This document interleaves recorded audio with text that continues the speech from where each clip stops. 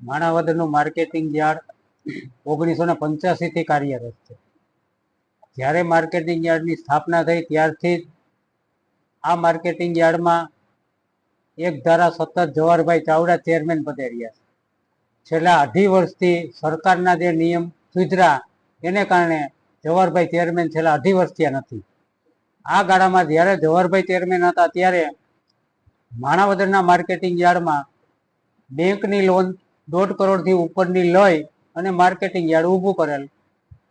આ માર્કેટિંગ યાર્ડનું બાંધકામ સતત નબળું હોવાને કારણે આજની તારીખે આ માર્કેટિંગ યાર્ડ એક સ્મશાન ઘાટ જેવું દેખાય અને બેંક પણ હજી 4 કરોડથી વધુની લોન માગે છે.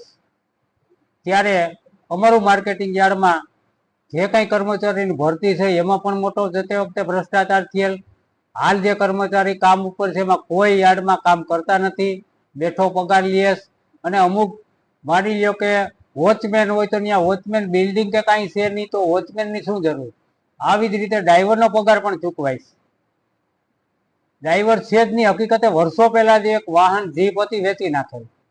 આવી રીતે મોટા પાયે માર્કેટિંગ યાર્ડમાં ભ્રષ્ટાચાર થઈ રહ્યો છે. આ અંગે સરકારશ્રીમાં મેં લેખિત રજૂઆત કરી અને માણાવદર માર્કેટિંગ યાર્ડમાં ભ્રષ્ટાચારની તપાસ તટસ્થ થાય એવી માગણી પર કરેલ છે.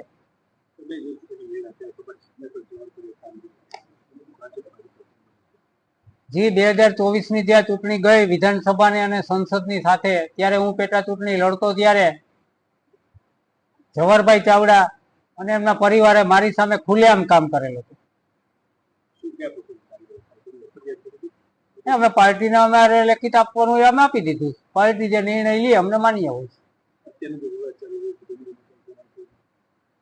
અત્યારનો વિવાદ ચાલી એ બાબત મારે કહેવાનું એવું થાય કે આ બધા જે કઈ આક્ષેપો છે તદ્દન પાયાવિહોણા છે. અગાઉ પણ એને પણ ઘણી બધી એવી મોટી ભૂલો કરેલ છે, એ પણ પ્રજા સમક્ષ આવવાની જ છે. માર્કેટિંગ માણાવદર પાસે પૂરેપૂરું ઇન્ફ્રાસ્ટ્રક્ચર એક સમયે અવેલેબલ હતું અને 1998-99 સુધી માણાવદર ગામ પોતે આર્થિક રીતે બહુ સમૃદ્ધ અને આર્થિક એના જે ટર્નઓવરો છે એની એશિયા લેવલે નોંધ લેવાતી એટલી કપાસની અહીંયા પ્રોસેસિંગ થતું હતું. બહારના રાજ્યોમાંથી પણ કપાસ અહીંયા આવતો હતો. પરંતુ ત્યારબાદ માણાવદરની જે બીજા સેન્ટરો ખૂબ જ ડેવલપ થવાના કારણે માણાવદરની અંદર જે કપાસની આવક છે એ ઘટવા માંડી અને એના કારણે માણાવદર થોડુંક રિડ્યુસ થવા માંડ્યું અને અત્યારે માણાવદરની પરિસ્થિતિ થોડી ખરાબ ખરી કે રૂટીન આજુબાજુના વિસ્તારનો જે કપાસ છે એના સિવાય બહારથી આવતો કપાસ છે એ મોટે ભાગે બંધ છે અથવા તો એની આવક બહુ ઓછી થઈ ગઈ છે કે નોંધપાત્ર ન કહી શકાય એવી.